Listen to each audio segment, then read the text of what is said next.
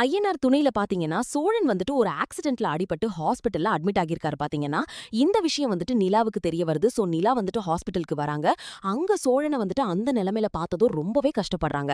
சோழன் வந்துட்டு நிலா கிட்ட தன்னோட மனசுல இருந்த எல்லா விஷயத்தையும் சொல்றாரு பாத்தீங்கன்னா, "நீ என்ன விட்டுட்டு போனது தான் எனக்கு பெரிய வலி. இந்த அடிபட்ட வலிலாம் ஒரு வலியே இல்ல" அப்படின்னு சொல்லிட்டு ரொம்பவே உருக்கமா பேசுறாரு. "அன்னைக்கு நான் அப்படி நடந்திருக்க கூடாது தான். ஆனா அந்த ஒரு கோவத்துல அப்படி பண்ணிட்டேன். உன்ன நான் உண்மையா லவ் பண்றேன்" அப்படின்னு சொல்லி தன்னோட காதல வந்துட்டு வெளிப்படுத்துறாரு.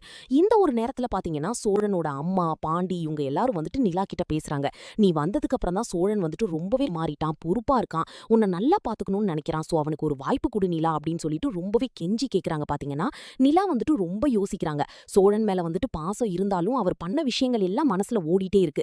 இருந்தாலும் எல்லாரும் கெஞ்சி கேக்குறதுனால, "நான் வீட்டுக்கு வரேன். ஆனா ஒரு 6 மாசம் வந்துட்டு நான் ஒரு கெஸ்ட் மாதிரி தான் இருப்பேன். இந்த 6 மாசத்துல நீங்க மாறலன்னா நான் திரும்பவும் கிளம்பிடுவேன்" அப்படின்னு சொல்லிட்டு ஒரு கண்டிஷன் போடுறாங்க பாத்தீங்கன்னா, சோழன் வந்துட்டு "கண்டிப்பா நான் உனக்கு பிடிச்ச மாதிரி மாறிடுவேன். 6 மாசத்துக்கு முன்னாடியே உனக்கு என்ன புடிச்சிரும்" அப்படின்னு சொல்லிட்டு ரொம்ப சந்தோஷப்படுறாரு.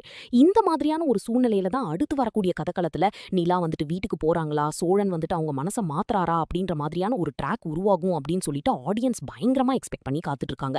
கதைக்களத்துல இப்படி நடக்குதா இல்ல என்னென்ன மாற்றங்கள் எல்லாம் நடக்குது அப்படின்றத பொறுத்திருந்து பார்க்கலாம். இந்த மாதிரி ஸ்டோரி லைன் போச்சுன்னா எப்படி இருக்கும் அப்படின்றத மறக்காம கமெண்ட்ஸ்ல சொல்லுங்க. நம்ம சேனலுக்கு சப்ஸ்கிரைப் பண்ணிட்டு வந்து ஃபாலோ பண்ணுங்க.